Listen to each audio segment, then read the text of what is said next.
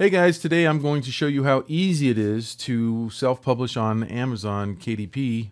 And so let's dive into it. Before I get going, let me just tell you, do a little housekeeping and say this is actually video number 14 of a playlist called How to Invent a Money-Making Art Project. I have a link to that below. And this is an ongoing project that I've been talking about. And this is my book, Pickleball Paul. And this book was actually printed on Amazon KDP. To find out the rest of the story on all of this, please watch the rest of the video series, as this is not my primary product. My primary product is a hardcover that is coming out of China, and it is not here yet. It's 2 to 4 weeks away from landing here. I will videotape that when it gets here and show you what it's like to receive 5,000 hardcover books on your driveway. So I'm updating this list, and every week I'm putting a new video in the playlist, kind of an update on how the project's going. A future video will be the website that I'm creating for selling not only Pickleball Paul, but the sequel that I'm working on now, as well as future sequels and posters and all kinds of stuff. So I am on KDP, or Kindle Direct Publishing, and I'm logged in as me. It's very easy to create an account with Amazon. You just Google anything that you want to know as far as setting up an account. Is really simple. It's like setting up any other account on a website. So just go there and make yourself an account. If you already have an Amazon account, you can kind of link that and use that. Really, the only thing that they need before you get started to this screen right here is they need your bank account information so they can give you money when you sell your books. There's a few tax document things that you have to check, boxes and things like that, and some information that you have to give them. And then you're on your way, and then you get to a screen like this. And this one, I went and showed you reports on video number 13. So if you want to see how much money I've made so far, go back and watch that video. And I will be updating that throughout the year. But what we're in right now is the bookshelf. And so that's the tab that we're in right now. And I want to show you, before I go into my book, when you create a new book, this is what it looks like right here. And it gives you the option to create a Kindle book, a paperback, a hardcover. Right now, from what I understand, you cannot create a hardcover for less than something like 75 pages. And so for doing a children's picture book, I couldn't get a hardcover, which I actually used to work to my advantage. Again, this softcover book does not compete with my hardcover that I'm going to be selling myself. Now, in the future, I don't think I'll be selling the hardcover on Amazon, but that could change over time. Right now, the game plan is not to do that. And again, I talked about that whole strategy in the last video. So I'm going to go ahead and hit paperback to create a paperback book here. And you can see that you just have fields that you have to enter. It's defaulted on English. You're going to put your book title in there, your subtitle. If it's a series, which on my next book, I will add the next book to this first book and make it a series. The edition number, and this is if it's the first edition of your book, second edition, things like that, you can leave it blank. I did. Your author name, any contributors that you have. If I was the author illustrator on Pickleball Paul, so I just put myself in there. But if you had an illustrator, or if you had an author, you could give credit there. A description of the book, and I'm going to just go in and say, as soon as I write my books, I'm writing a description. So here's my manuscript of the book right here, and then under the manuscript, I just have a synopsis here, and I also wrote the origin of the story, because I'm using that for marketing as well. But I've used this so many times in, when we send out when we're trying to get interest at different retailers and stuff, I can send them that synopsis. I used it on Amazon, and I've used it on my website. And so it's a good thing to just kind of write that. This is kind of, if I tell the whole story, I'll add this line in here. If not, I will finish with this line right here, forming a question, so that I'm not giving away the ending. And so I put that in the description right here, so that way on Amazon people can read the description of the book. I have the one that ends in the question. And then you declare whether you own the rights or not, or if it's a public domain work. And then you put your keywords in. It's really simple stuff. And then choose your categories that you want it to appear in. I put mine in sports and children's book stories with animals and stuff like that. And then, does it have adult content? No, it does not. Now, it won't let me go any further than this until I fill out this. So I'm going to just go back and go into my... okay, so we're on my bookshelf right now. And here's Pickleball Paul. Now, you'll notice there's a Kindle version and a paperback version. When you start, you will only have one because you chose to do one. But you can easily do the other one, and you'll see they both show up here. That was something that I didn't know. There is so much on the Amazon website where you can read and watch videos on how to do this and become much more of an expert than I did. I didn't read any of those. I didn't go on their site. What I would do is if I had a question, I would go to Google. It would take me to, it would link to the Amazon site most cases, and I would get my answers there rather than going through the whole thing. But some people like to go through the whole thing, so there's that, right? So I'm going to go in the paperback edition, and I'm going to go to editing print book details, and it's going to take me to the first screen that we were in before, paperback details. So there's just 3 tabs, and so it's got the title in there. I don't have a subtitle. You can see I don't have an edition number, and then author Will Terry, really simple, no contributors. There's my synopsis, and then I own the rights, and then here's my keywords, and then categories. I chose my categories right here: juvenile fiction, animals and mammals, juvenile fiction, animals and foxes. I don't know if those are the best categories to put it in, but it looked like it from the way I looked at it, and I don't really know. I'm sure there's a whole science around this stuff. Again, Amazon is my very small piece of my marketing strategy right now, so I didn't want to spend a whole lot of time there. And then you can say, you know, it's a low content book or large print book content, 16-point font size or greater. And I think Amazon is really trying to separate out these people that are uploading notebooks and journals and things with no content and just finding like a stock photography image or an illustration image, stock illustration, putting it on there, like, and they'll make like, you know, 50 books in one day, and they're loading them on the Amazon site.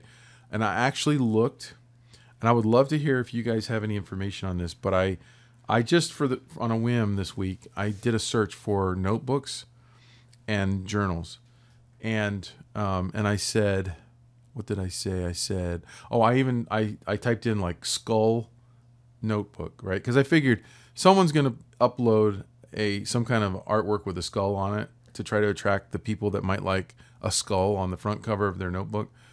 And lo and behold, there was a ton of them, and guess what? None of them had any sales at all. No ratings, no sales. It says be the first to rate this project. So I think that all the videos on YouTube of people saying to upload low content books, this is how, to me, it looks like this is how Amazon's dealing with it. They probably don't put those out where you can find them easily, those books. And as soon as you hit, like, this is basically, is your book a real book, or is it not a real book, a low content book?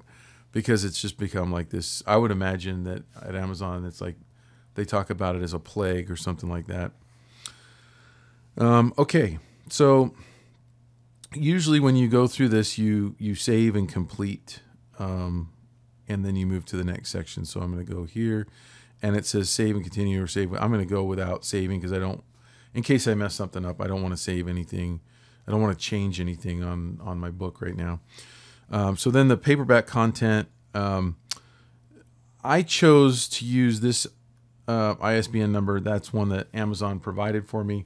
Again, I talked about ISBNs in a previous video in this series.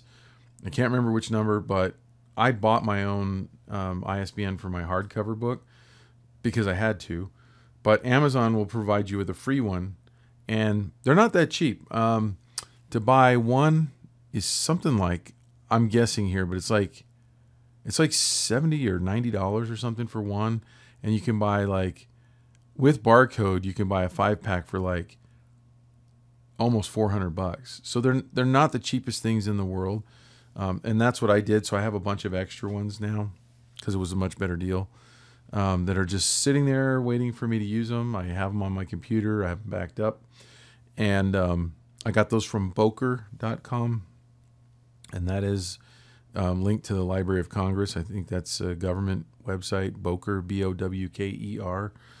And so yeah, so there's the ISBN number, publication date. I put the date in there, and then I chose the matte paper.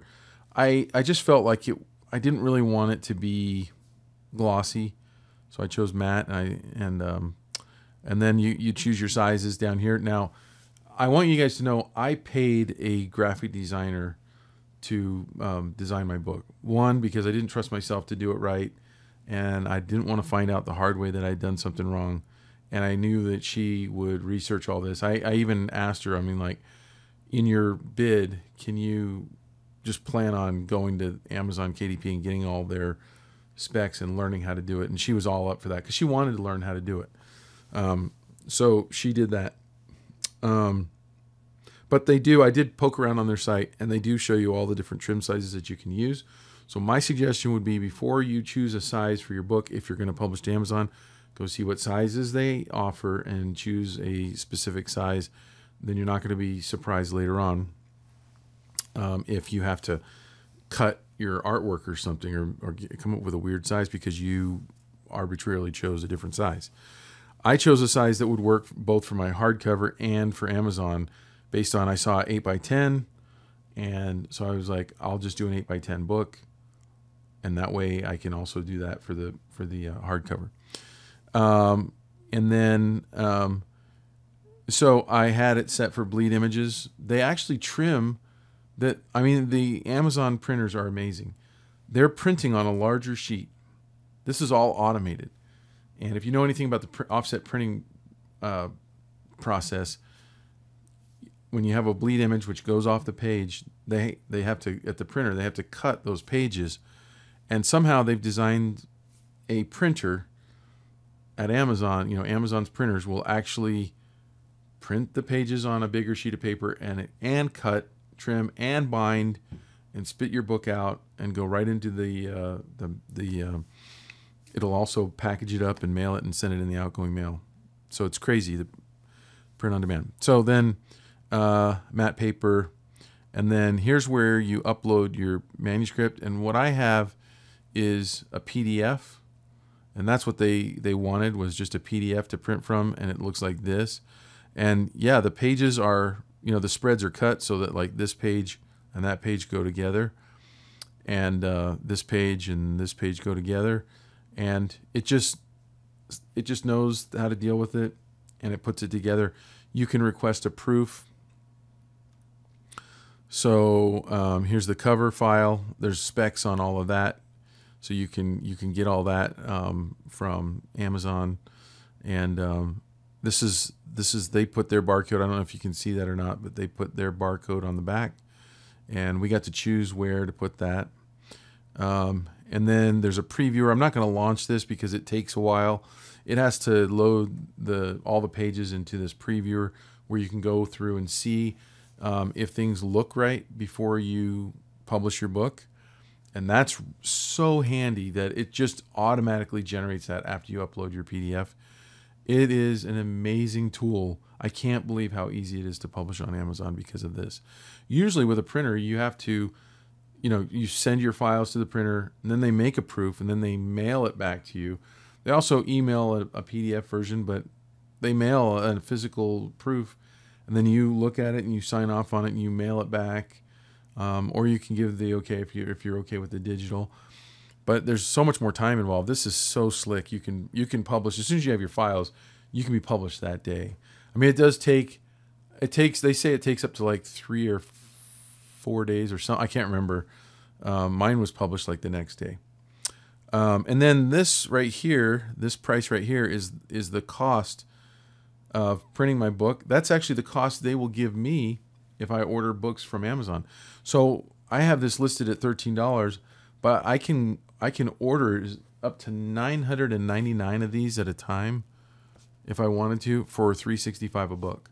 Now I will have to pay shipping. I can't get Prime shipping for that, but that's amazing that just through Amazon you could get books. So like if you were doing some kind of conventions and stuff and you wanted to have books, I mean, literally they're putting, to me, they're putting the vanity presses out of business. I don't know why you would go with a vanity press instead of just hiring your own designer and editor. I mean, that's really what you're doing when you go to a vanity press anyway, except they mark it up like crazy. And then you know, I've seen people have to pay, you know, $10 a book for their book.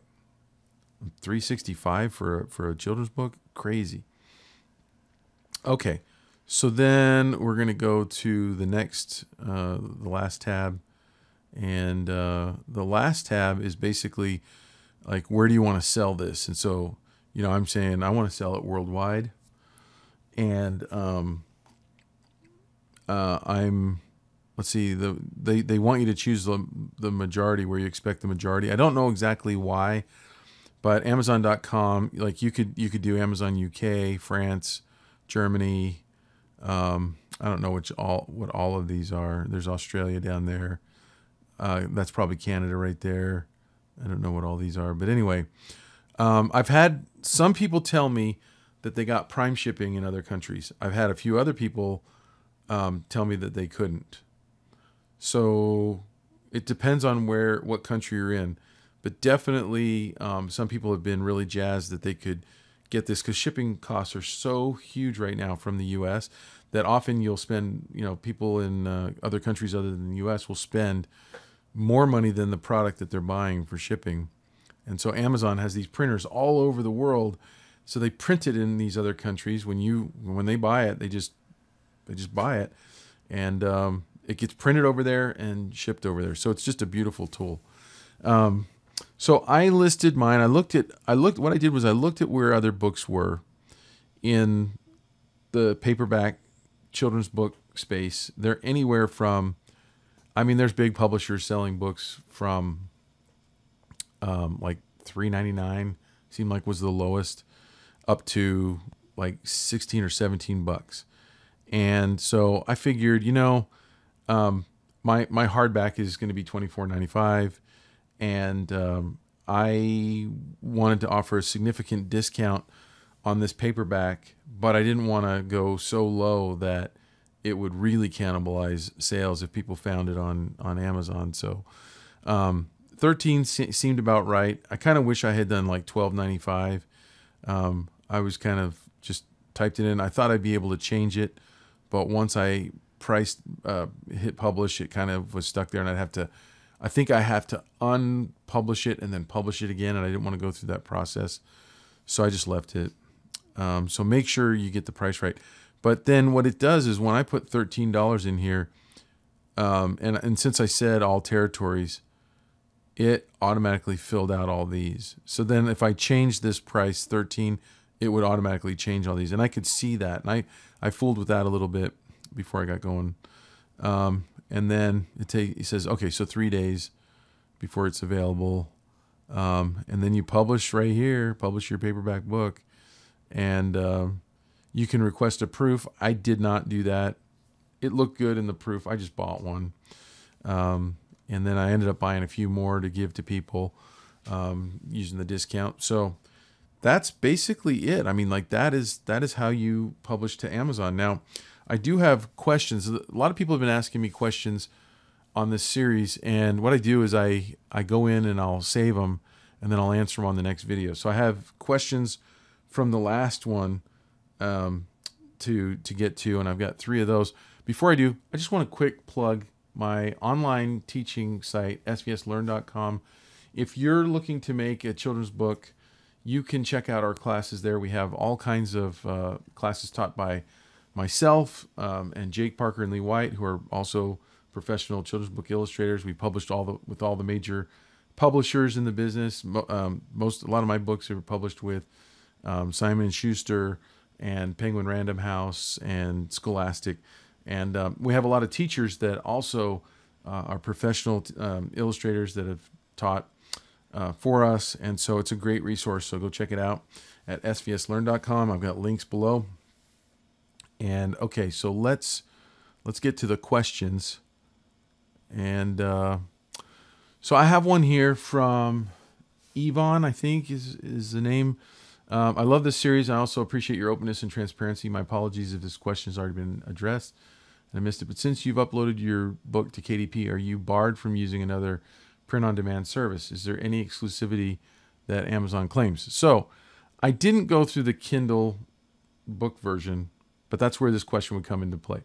So no, if you're just doing print, okay, if you're doing a soft cover book or a hardcover book like that, you can, from what I understand, use other services. If you also do a Kindle book, you can still do other print-on-demand services, and you can still sell your Kindle book on your own website, on Barnes & Noble, on other places. Where I think this question's coming from, where there's discussion online, is if you choose the KDP-S service, which is the Select program, then you cannot publish your ebook, your Kindle book, anywhere else, only on Amazon. If you join their Select program, only Amazon. I did go through that on the last video, so I'm not going to go into that, why and what the advantages are. I talked about that in the video number 13. But yeah, you can print on other print-on-demand services if you want to.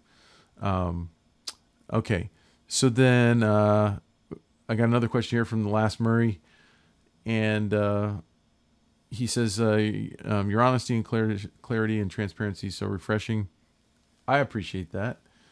One question I had about this project: did you work with an art director on this project to make sure that your story is consistent, or did you just do what you wanted, trusting your experience and get feedback from friends? So yeah, I wrote this one. I ran it past some other friends who are authors and illustrators, and through my editor, who also does the graphic design, Meryl Lee.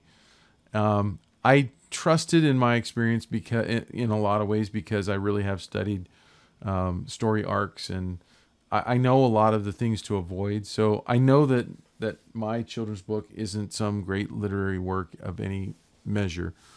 However, I think that it fits in the professional quality because I've had a lot of experience. And basically what I tried to do in this book is not do all the things that I've taken notes on that I've heard when I've gone to listen to editors at like SCBWI conferences and stuff like that. So, I followed kind of like the ABCs on making a good children's book, but I also tried to avoid making a lot of mistakes, and really tried to make sure that it was edited, that it was coherent, that people understood. There was somebody who left a comment that said that if the audience is not in pickleball, there are a few terms that are not really understood. I knew that when I wrote it. I wrote it for the pickleball audience, but I also know that that they can understand the story even without knowing exactly what a couple of shot names are, based on the whole story arc and everything works with not even knowing that. You can easily, a child will be able to make an inference on what that means.